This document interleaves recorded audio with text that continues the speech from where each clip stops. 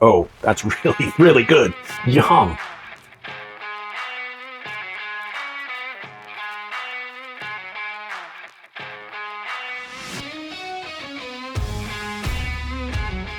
What we have here is 4.5 pounds of oxtail. This is the tail of the animal, and as you can see, there is a lot of meat. So let's get to trimming. Trimming this is not a major ordeal. You're just going to take off the thinner parts so that they don't burn up. And you want to probably take down a little bit of this fat. All trimmed up, let's make a rub. The rub is going to be a variation of the brisket rub I used. If you haven't seen that in my brisket video, give it a look. I'm going to start with a 1/4 cup of 16 mesh black pepper, 1/8 cup Diamond Crystal kosher salt. We're always going 2 to 1 pepper to salt in these rubs. 1 teaspoon of granulated garlic, 1 teaspoon of onion powder, 1/2 teaspoon of cumin, 1/2 teaspoon of paprika, and just for a kick of heat, a 1/4 teaspoon of cayenne pepper. If you don't want the heat, you can leave this out. Gonna tiny whisk it. Let's season some meat. Gonna take the rub and just liberally coat everything. All sides, everywhere. Gonna pick up all the seasoning that we can. Gonna let this sit on the counter here for about 20 to 30 minutes, and then it's gonna be on to the smoker. All seasoned up. The rubs had time to adhere, so we're going to take the larger pieces and we're going to put them around the outside and then kind of bunch everything together and then have the smaller pieces in the center. It's time to make some Mexican street corn. I'm going to take these ears of corn, I'm going to spray it with sprayable beef tallow, and we're going to roast them off on the grill.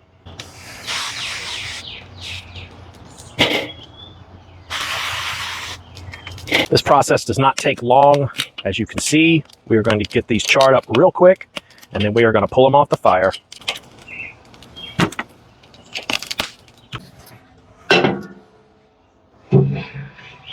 These things are looking good. Let's check some temps here.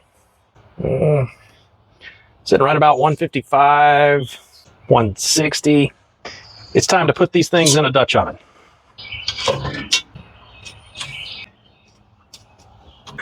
So they're sitting at 155, 160.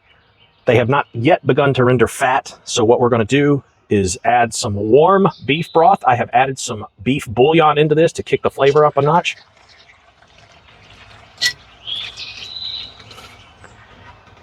And now they are going to braise, and all that fat is going to render out and make these things yummy. Gonna let it ride. I need to point out, warm your beef broth up before you add it in to the meat. If you add cold broth in, it's going to slow your cooking process down. So warm broth doesn't have to be boiling, and that way the cooking process does not slow down. Now that we finish roasting the corn on the grill, we're going to remove the kernels.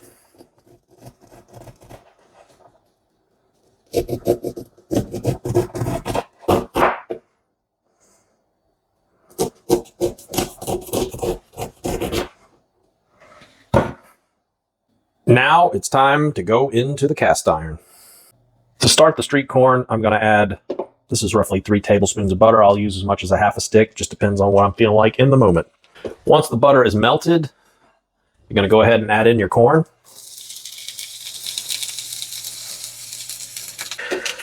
You don't have to use butter to make this recipe. I just find that it's what I like.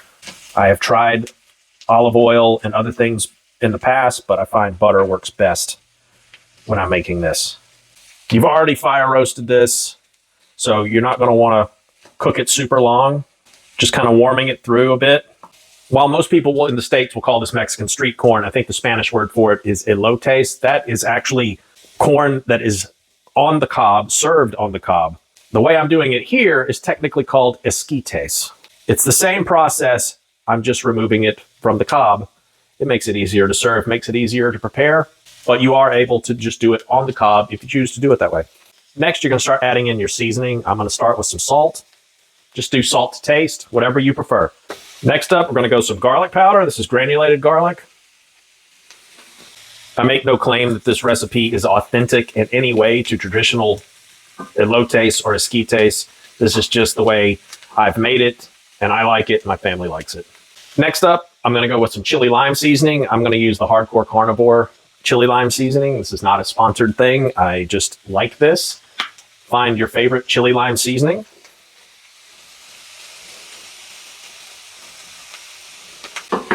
And again, everything I'm doing here is to taste. There's really no recipe to speak of. I'm using 8 ears of corn. You can use 4 ears of corn. You can use whatever you want. Kind of make it your own thing. I'm also going to add in a little bit of black pepper. Next up, I'm going to do a heaping spoonful of mayonnaise. This is somewhere between a half and a full cup. I'm just going to stir in the mayonnaise.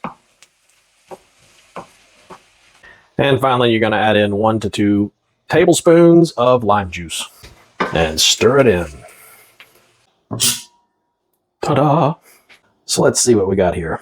This should be super tender. Oh yeah, look at that. Now, just so you know, I have cotton gloves on under my rubber gloves, so I would not just shove my hands in this hot liquid. Let's shred this meat up. Look at that. It's falling apart. To kick this up a notch, I'm going to add some carne asada seasoning. This is some chili powder, some garlic, and some salt. Then one little piece of advice. Save this stock. You can reuse it at least once. It is loaded with a ton of flavor at this point. Get the esquites. Gonna hit it with some cotija cheese. A mound of the oxtail.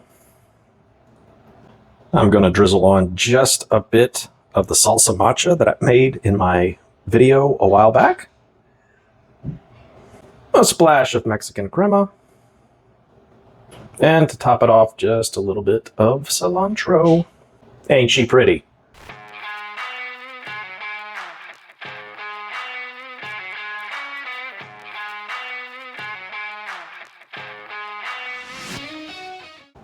All right, let's get a taste. A little bit of everything on the fork. Getting the smokiness from the meat. A little bit of spice from that carne asada seasoning I added at the end. You're getting the zip of the lime that's on the corn. Oh, that's really, really good.